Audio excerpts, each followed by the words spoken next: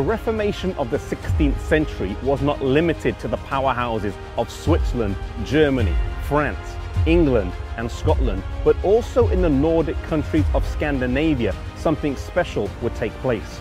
Whilst the fires of martyrs were burning all across England during the reign of bloody Queen Mary, and the Protestants in France were persecuted on numerous occasions, in Sweden and Denmark, the Reformation would unfold much more peacefully, and one could argue they had a greater proportional impact in each respective country. The story of the Scandinavian Reformation is inextricably linked to Martin Luther and the Protestant bastion of Wittenberg.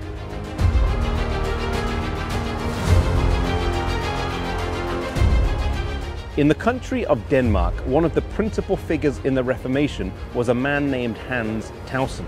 Like many others, he had grown up in a Catholic family and spent some of his early years in a cloister.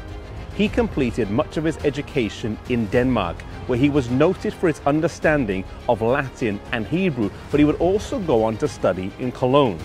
Whilst there, he came across some of Luther's writings, and in 1523 he went to Germany, where he met Martin Luther and became acquainted with the new ideas that were being espoused.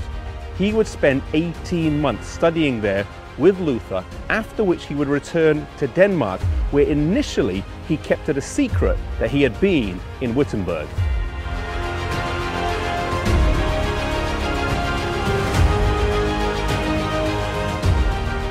However, the good news of the gospel could not be hidden forever, and it was only a matter of time before his teachings were noted to be different from that of others.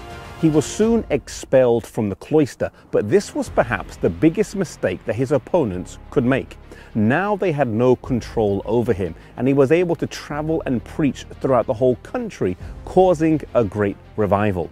He also translated the Pentateuch into Danish, and this was circulated widely.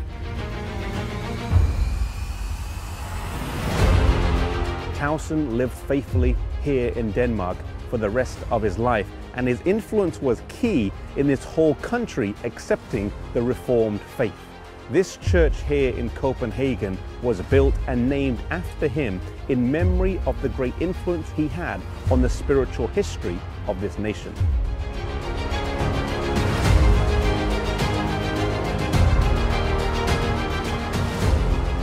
Around the same time as Tausen was causing a revival in Denmark, the Petri brothers were having a similar impact here in Sweden.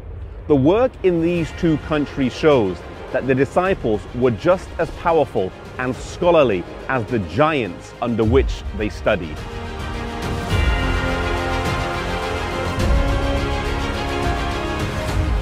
Olaf and Laurentius Petri, the sons of a blacksmith in Årebo, both studied at the University of Wittenberg, where they were influenced by Luther and Melanchthon. Olaf completed his masters in 1519, and they both returned back to their homeland of Sweden. They helped to translate the Bible into Swedish, and through their hard work at the Diet of Västerås, Sweden was declared Lutheran, the first country to do so.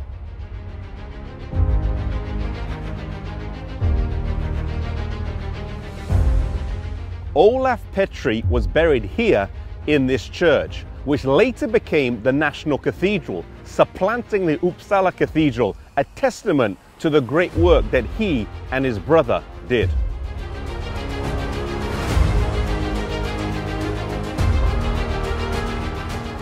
While it might have been easier for the Petri brothers or Tausen to live, study and work in a place like Wittenberg or Geneva, God had a better thing in store for them.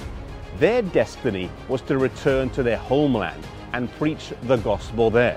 They knew the language, the culture and the customs, and they were able to do a work there that others from elsewhere would not have been able to do.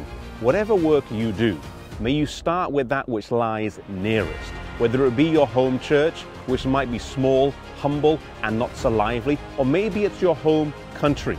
Not everyone is called to go to a faraway and distant land, but we can all start working for God right where we are. May you follow God's call as these men did in years gone by.